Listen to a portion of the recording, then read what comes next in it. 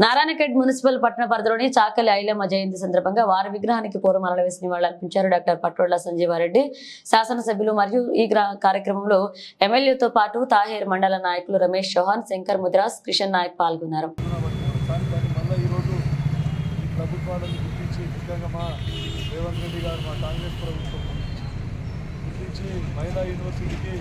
చాకలి ఐలమ్మ అని మహిళా అందరూ కూడా మీరు గతంలో చూసిండ్రు. ఎప్పుడు చూసినా కూడా కాంగ్రెస్ ప్రభుత్వం ఇందిరాగాంధీ అప్పటి నుండి మన్మోహన్ సింగ్ వరకు కూడా బీదోళ్ళ పార్టీ అంటే కాంగ్రెస్ పార్టీ.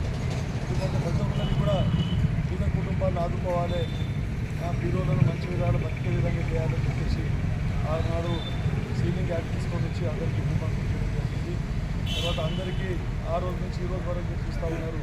బీదోళ్ళకి అందరికీ ఇల్లు ఇచ్చినా, ఏవి స్కీమ్లు ఇచ్చినా, ఎట్లు బండ్లు ఏమి ఇచ్చినా కూడా, బోర్లు ఏమి ఇచ్చినా జల ప్రభుల రంగంలో కాంగ్రెస్ ప్రభుత్వం చేపట్టింది. గతంలో కొన్ని ప్రభుత్వాలు చాలా అవి చేస్తామని చెప్పింది, కానీ ఎవరు కూడా మన దొరల పాల్గొనదు.